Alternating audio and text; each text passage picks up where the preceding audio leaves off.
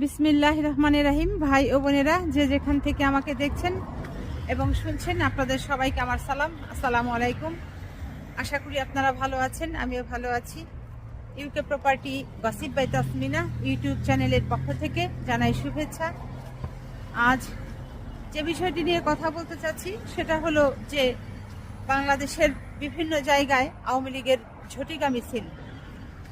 তো অনেকেই খুব দুশ্চিন্তায় ভুগছেন যে আওয়ামী লীগ বুঝি আবার সুসংগঠিত হচ্ছে।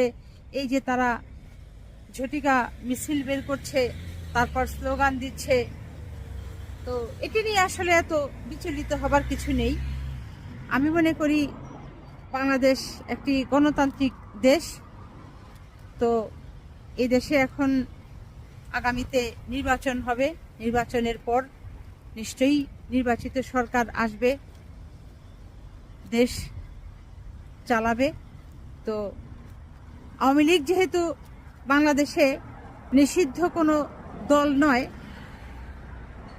কাজেই সেই দলের নেতাকর্মীরা, সমর্থকরা তো মিছিল বের করতেই পারে। এটিকে আপনারা নেগেটিভভাবে না নিয়ে পজিটিভভাবে নেন। তাতে হবে কি, বিশ্ব দরবারে বাংলাদেশ সম্পর্কে একটি পজিটিভ ধারণা আসবে যে না, সে দেশে আসলে সত্যি সত্যিই বর্তমানে যে সরকার আছে তাদের ভেতরে কোনো, এটাকে কি বলে, স্বৈরাচারী কোনো মনোভাব নেই। সেই সাথে গণতান্ত্রিক একটা মানসিকতা আছে, যে কারণে এই আওয়ামী লীগের নেতাকর্মী সমর্থকরা 2-4 জন মিলে ঝটিকা মিছিল বের করতে পারছে, যে তাদেরকে অত্যাচার করা হচ্ছে না, আওয়ামী লীগকে মারধর করা হচ্ছে না, শুধুমাত্র তাদেরকেই গ্রেপ্তার করা হচ্ছে, আটক করা হচ্ছে, যারা অপরাধী তাদেরকেই ধরা হচ্ছে। এটা বিশ্ব দরবারে এটি পরিষ্কারভাবে উপস্থাপন করা হচ্ছে। বাংলাদেশের ভাবমূর্তি তাতে আন্তর্জাতিকভাবে একটা উজ্জ্বল থেকে উজ্জ্বলতর স্থানে যাচ্ছে। কাজেই এই ঝটিকা মিছিল বের হলে কেউ মনক্ষুণ্ণ হওয়ার কোনো কারণ নেই, হতাশ হওয়ার কোনো কারণ নেই। এটিকে আপনারা পজিটিভভাবে নেওয়ার চেষ্টা করেন। সেই সাথে এখানে আরও একটি বিষয় যোগ করতে চাচ্ছি, সেটা হলো এই যে আওয়ামী লীগের নেতাকর্মীরা ঝটিকা মিছিল বের করছে, কতজন লোক এতে অংশগ্রহণ করছে বলেন তো? যেগুলো দেখা যায় ওই ওদের লোকেরাই এগুলো ক্যামেরা দিয়ে, মোবাইল ক্যামেরা দিয়ে ছবিগুলো তুলে ওই ফেসবুকে ছেড়ে দিচ্ছে কিংবা ইউটিউবে ছেড়ে দিচ্ছে, দেখাচ্ছে যে তারা আছে, তারা এখনো শেষ হয়ে যায়নি। তো এটি থেকে আপনারা আসলে বুঝে নেবেন, প্রদীপ নিভে যাবার আগে শেষবারের মতো যেমন জ্বলে উঠে, তো ওই আওয়ামী লীগের অবস্থাও বাংলাদেশে ওরকম। আওয়ামী লীগ মরবার পথে, নিঃশ্বাসটা এখন আওয়ামী লীগের যায় যায়, দেহ থেকে প্রাণটা চলে যায় যায়, এমন অবস্থা আসলে চলছে। তো ওই যায় যায় অবস্থার আগে আর কি, যেরকম মানুষ একটু লড়াচড়া দেয়, চোখ বড় বড় করে তাকায়, ওই মিছিলটা হচ্ছে ওরকম।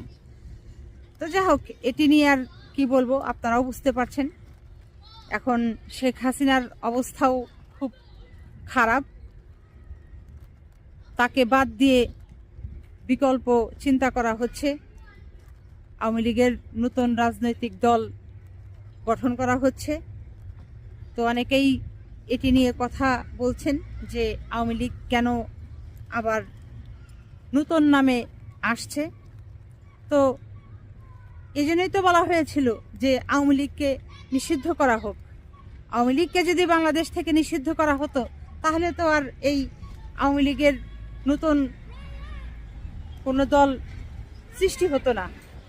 এটি তাহলে দোষ কার? যারা এই আওয়ামী লীগকে নিষিদ্ধ ঘোষণা করতে ভয় পেল, দোষটা তো তাদের। ছাত্রলীগকে নিষিদ্ধ ঘোষণা করা হলো, তাদের কার্যক্রমকে নিষিদ্ধ ঘোষণা করা হলো, কিন্তু আওয়ামী লীগকে তো নিষিদ্ধ করা হয়নি।